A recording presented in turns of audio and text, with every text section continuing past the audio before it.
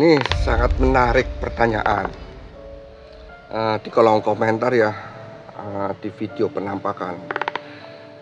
Dia bertanya, pernahkah Kang Mas melihat penampakan Kunti atau Poci? Ya, pertanyaan sangat menarik.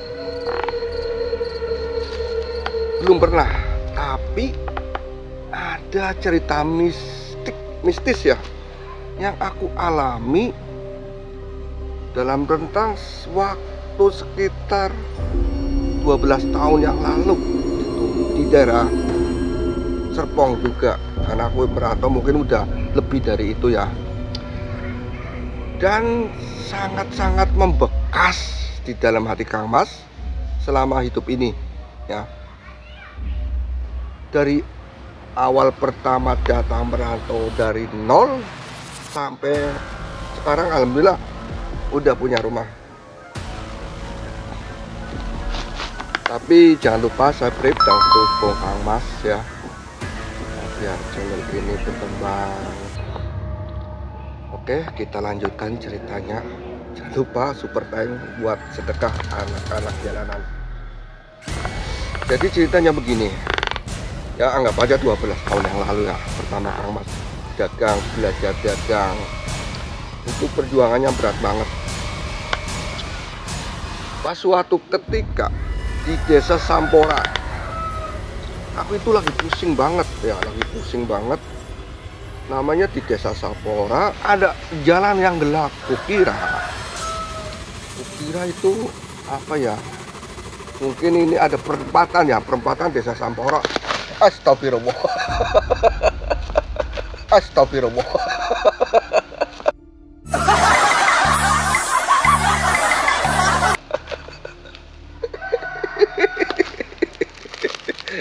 Letoy Kang. Nah, tongkrong bae wis ya.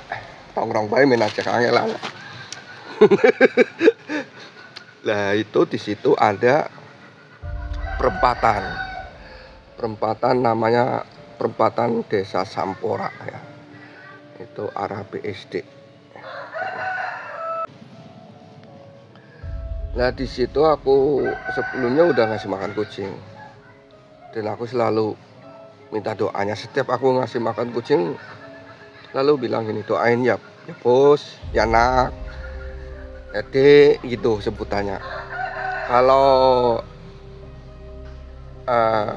aku kasih makan kucing selalu bilang, doain bapak ya biar laris, ntar tak kasih makanan yang enak gitu.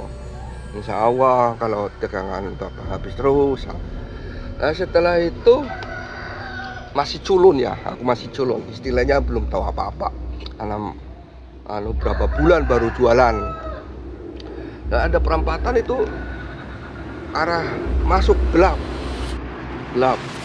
tiba-tiba, nah itu cerita mistisnya di sini. Tuh cerita mistisnya.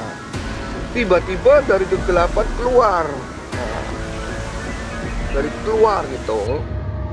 Orang itu pakai bajunya baju, pokoknya kayak apa ya, kalau lagi tenarnya kayak Habib. Pakai istilah aja ya, pakai baju kurung muslim lah ya, kayak model-model Arab-Araban gitu. Nah dia pakai iketan ya, pakaian putih juga. Coba nggak bawa sorban, nggak bawa masker, enggak. Dia datang dari arah gelap itu. Dia bilang, Pade, jangan panggil Pade ah, Kang, terlalu tua panggil Pade. Walaupun udah tua tapi jangan mentuain ya. Kang, aku boleh minta bakso?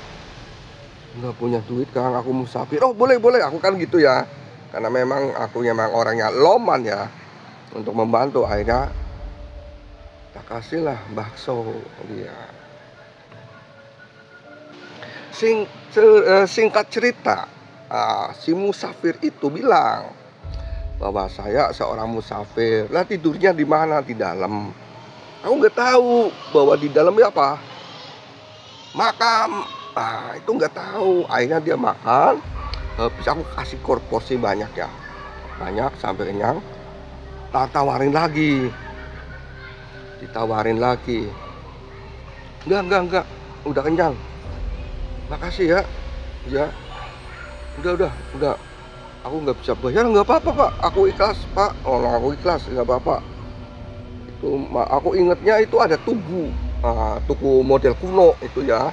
Kalau makam kuno kan ada tugu itu ya, ada hanya sekedar tugu pintu masuk lah. Itu setelah dia makan bakso, berdoa macam-macam, banyak doanya.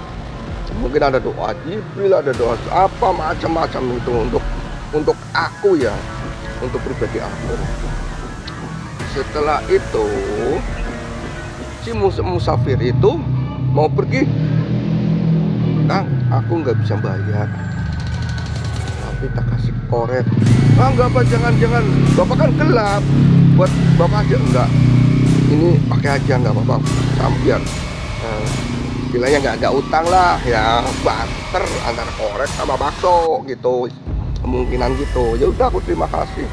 Aku tawarin, ini pak bungkus kak. Enggak, pokoknya intinya mendoakan aku biar hidupnya mulia gitu, biar lah ya pokoknya biar aku lebih maju dari sekarang gitu, dari saat itu.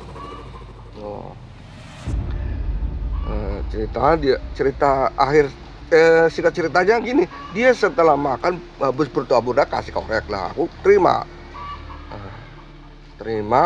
terus dia masuk ke dalam, musafir itu masuk ke dalam. Aku nggak tahu karena gelap. Karena waktu itu aku bener-bener nggak paham, cuma paham namanya Desa Sambora gitu. Kalau sekarang udah ramai banget. Lah pas itu karena gelap, nggak tahu daerahnya kan. Udah malam sih, sekitar jam 9 ke atas ya, gelap banget. Itu akhirnya aku mundur lagi kan ke perapatan itu, kembali ke perapatan. Nggak jauh sih, sekitar 100 meteran lah ya, 100 meteran kira-kira lah segitu. Nah setelah aku keluar masuk ke jadi perapatan, aku belok sana, aku balik lagi ke perapatan lagi, aku lurus yang masuk desanya.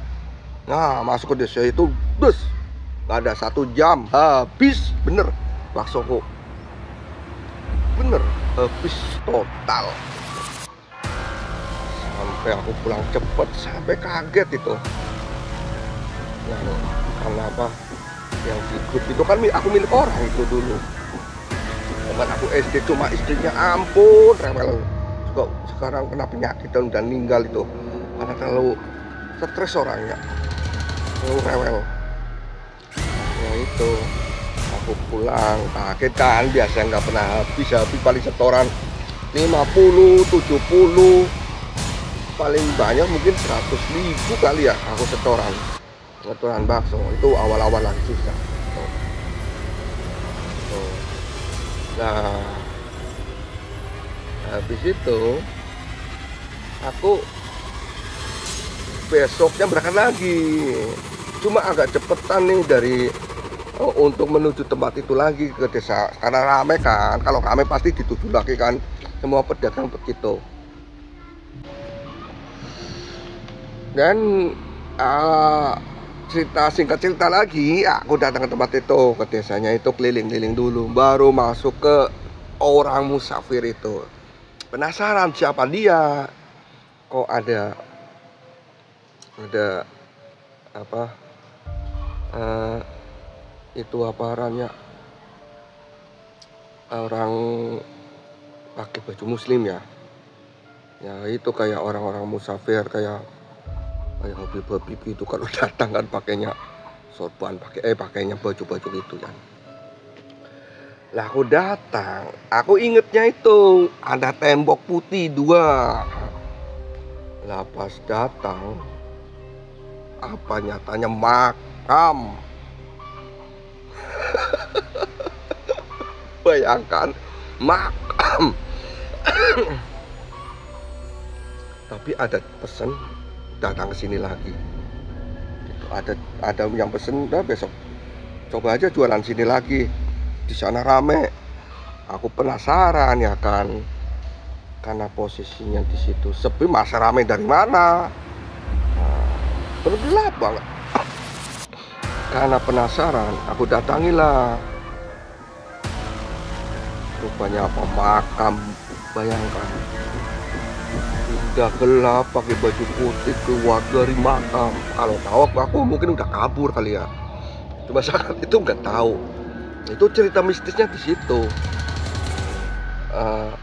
Rupanya apa? Aku cari, katanya tidurnya dicungkup. Itu tidurnya dicungkup. Aku ya nggak tahu kan, nggak ngeh. Oh, rupanya cungkup itu makamnya, ada rumahnya. Dan pesen besok datang lagi, di sini rame, itu bilangnya.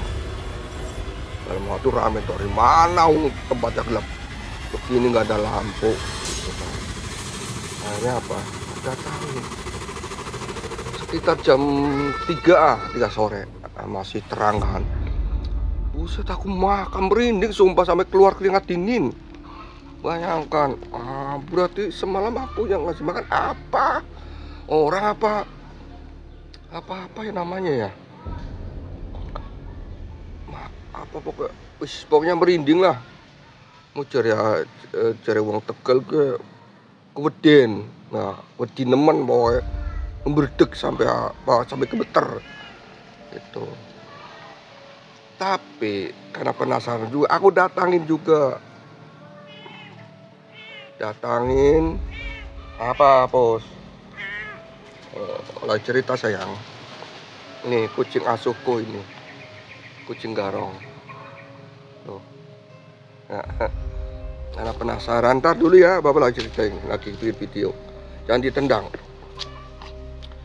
Rupanya bener kata orang itu. Bener apa? Di bawah di itu apa? Ada proyek besar banget, gede, tapi jalan turun gitu. Di bawah dan di situ ada ribuan orang. Bosnya. Itu yang dimaksud, mungkin petunjuk itu. Akhirnya apa? Aku bisa masuk jualan di situ. Tapi kan setiap proyek ada pen. Ya, alhamdulillah aku nego-nego dan apa, gratis total. Bener, aku nggak bayar proyek itu. Alhamdulillah. Akhirnya apa? Aku datangin proyek itu. Tahu kan mall Aeon yang di Tangerang itu, di Serpong, mall yang terbesar di wilayah Serpong. Itu aku tahu pembangunannya, aku jualan di situ. Akhirnya aku nggak jualan kan, aku pulang dulu, jualan pulang, tapi besok tak survei jalan-jalannya. Itu jalan-jalannya aku survei, tahu udah anak jalannya memang parah banget. Itu survei, besoknya aku jualan. Lah bosnya nantang aku, bawa 600 biji. Itu total berarti mungkin ada 1000 biji ya. Jualan itu bilang, kalau habis aku kasih kaos. Tak bawa ini nih. Oke, siap. Padahal aku namanya jualan nggak pernah habis, nggak pernah setoran paling kecil. Tapi dawil itu gara-gara ketemu musafir itu, akhirnya aku jualan di proyek itu. Alhamdulillah habis. Mau maghrib habis total. Setoran berapa? 350.000. Itu setorannya. Pendapatan aku 400-an mungkin lebih itu daripada setoran. Orang-orang teman-teman aku pada kaget itu. Teman-teman aku pada kaget bener dapat setoran segitu ya kan. Terus berangkat lagi, jam 9 berangkat lagi, bawa segitu juga. habis lagi. Jadi sehari total itu pendapatan aku setoran aku 700.000 itu setoran aku. Nah, itulah awal kebangkitanku. Alhamdulillah dari ketemu musafir itu hidupku mulai berubah. Ya, bisa beliin motor, tetap tidak lupa dengan sedekah, dengan janji aku ya. Mungkin doa kucing juga ya, aku bisa dapat proyek gede gitu. Sampai berapa proyek itu aku jualan itu ya, nyabang gitu. Bisa beli motor, bisa beli tanah, bisa bikin rumah. Alhamdulillah gitu. Jadi cerita mistisnya itu bisa ketemu orang, atau nggak tahu lah orang atau malaikat ya itu, atau wali itu nggak tahu. Pokoknya itu sejak itu pokoknya aku alhamdulillah hidupnya dihina,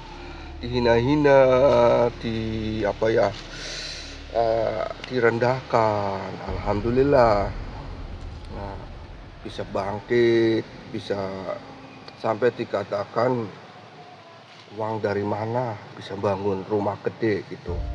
Bayangkan tiba-tiba aku bisa beli, pokoknya aku dihina banget sumpah. Mau beli tanah aja dihina. Uang dari mana itu? Nah, itu. Nah, ada lagi juga mau bangun rumah. Duit dari mana bisa. Nah, itu orang-orang yang sangat-sangat tidak menyukai aku, padahal aku nggak pernah namanya. Aduh, sakit sayang, digigit. Itu namanya menyinggung perasaan orang, aku nggak pernah. Alhamdulillah dari hina-hinaan itu aku kecambuk merantau. Aku bilang, Bu, walaupun kita perbedaan status, aku nggak akan walaupun aku orang jalanan, tidak akan menyesalkan. Insya Allah aku akan membahagiakan ibu sama anak-anak, sama istriku. Alhamdulillah.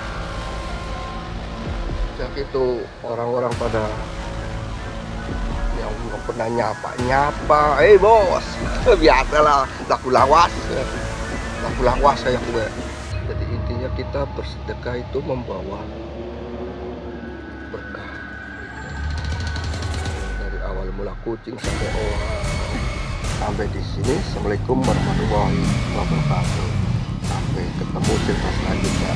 Salam cat lover dan makasih Bang Kenzo, Bang itu sampai ya lupa namanya, itu namanya aneh-aneh banget, Korea gitu, yang ngasih super tank yang gede banget ya. Makasih. Assalamualaikum warahmatullahi wabarakatuh. Semoga yang udah kasih super tank diberkahi hartanya, diberkahi keluarganya, diberkahi rezekinya, dilancarkan segala urusannya. Amin ya robbal alamin. Salam cat lover.